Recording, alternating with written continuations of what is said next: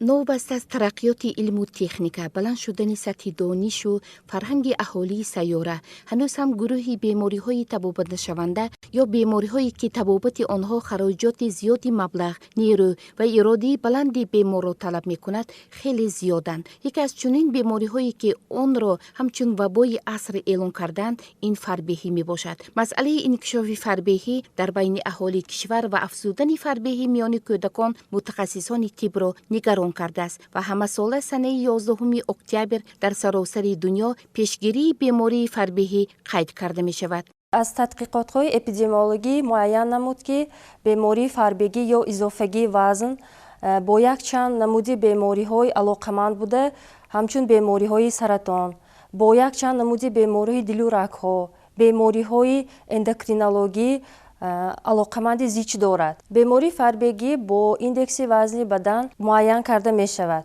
индекси вазни бадан ба килограмми шахси бемор ва дарозии қад ба квадрат тақсим карда мешавад. бояд гуфт ки айни ҳол шумории гирифторони фарбеҳӣ махсусан дар кишварҳои абарқудрати дунё ба мисли амрико, мексика, испания, бразилия, федератсияи русия зиёд буда, инчунин аҳолии тоҷикистон низ ба ин гурӯҳ шомил аст. фарбеҳӣ бемориест ки марҳилаҳои пинҳонӣ надорад ва аз давраҳои аввали беморӣ аломатҳои он ва шикоятҳои бемор шурӯъ мешавад. ҳангоми сари вақт пешгирӣ накардан ва монеа нашудан ба фарбеҳӣ он тағйиротҳои ҷиддиро ба вуҷуд меорад. бемории фарбегӣ дар байни кӯдакон ва наврасҳон низ мушоҳида карда мешавад.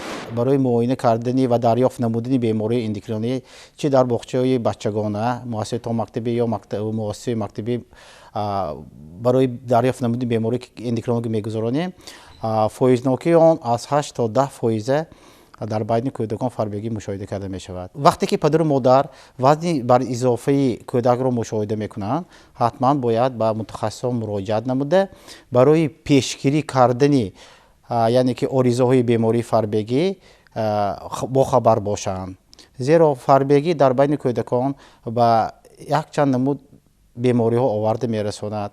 аслан сиҳатии аҳолӣ ҳамарӯза дар мадди назари давлату ҳукумати Тоҷикистон, вазорати тандурустӣ ва ҳифзи иҷтимоии аҳолӣ ва сохторҳои марбута қарор дорад. аммо ҳар як шахс бояд табиби худаш бошад ва аз болои тансиҳатии худ ва интихоби тарзи ҳаёти солим кор барад. зеро беаҳамиятии нисбати саломатӣ ва нодуруст интихоб намудани хӯрок низ ба бемориҳои гуногун мин ҷумла ба бемории фарбеҳӣ оварда мерасонад. дар Тоҷикистони биштосои мо меваю сабзавот ва кабудиҳо фаровон аст. барои мунтазам солим нигоҳ доштани организм мо бояд аз онҳо бештар истифода барем ва ҳамеша ба варзиши бадан низ шуғл варзем.